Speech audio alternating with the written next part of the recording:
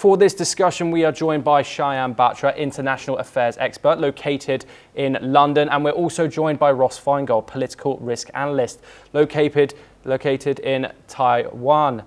Shyam Batra, I wanted to come to you first. Do you think such extreme measures pushed by Musk could lead, in fact, to a more efficient government, or might they be decreased in motivation and his whole idea fail?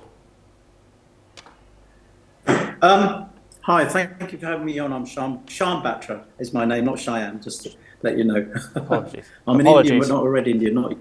That's okay. I think you got to realize something. We were talking about Ukraine. Unfortunately, I didn't get to speak about it. But as I say to you, what the Americans want to do in their country is up to them. They've got a strategy and they're implementing it.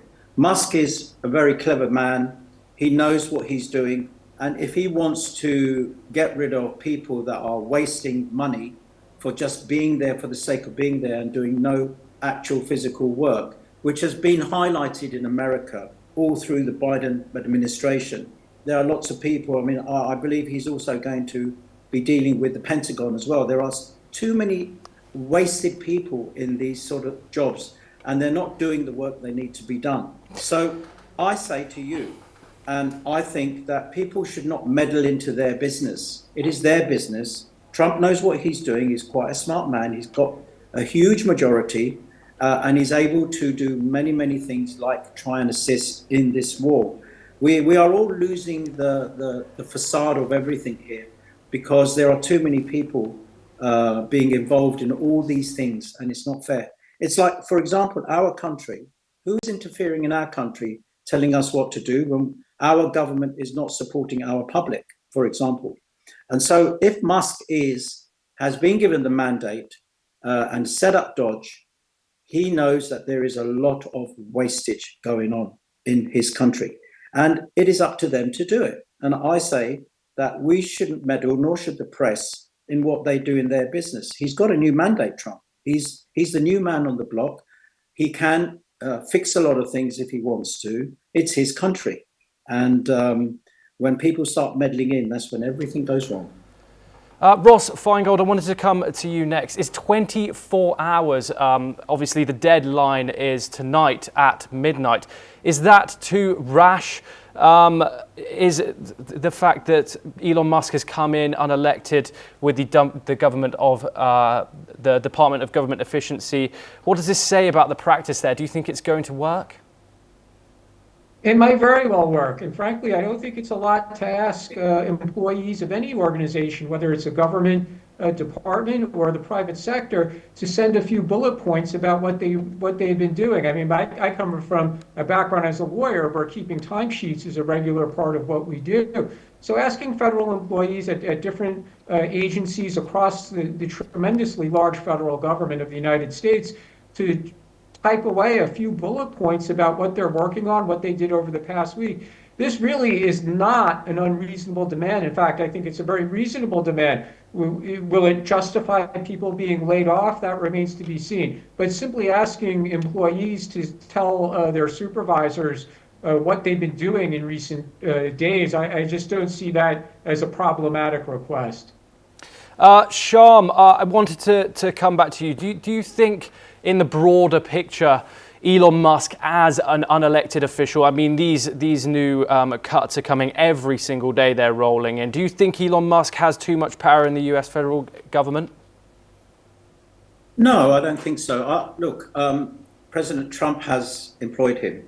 Whether he's elected or unelected remains to be seen. I mean, Musk has assisted in X and helping him with the campaign, which he didn't need to do at the end of the day.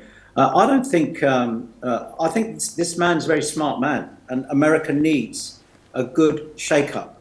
And he's here. And like Ross said, I agree with him that, you know, if the supervisors are not supervising the people and they're not doing the job, the Department of Efficiency dies, doesn't it? So the name signifies what he is. Look what he's done with X, and it's just done phenomenal business.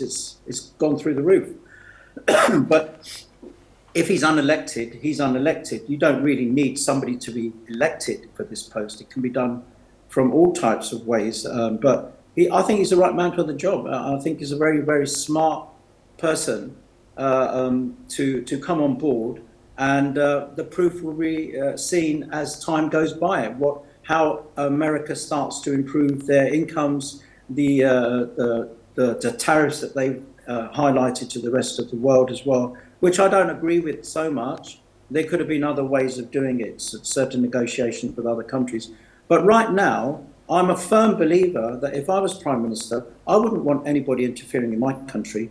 That's why you have a cabinet. That's why you have a team of players who are noticeably smart in getting efficiency organized. I mean, our country is inefficient. It's just got nothing but taxes, just money going out the window. No one's held accountable.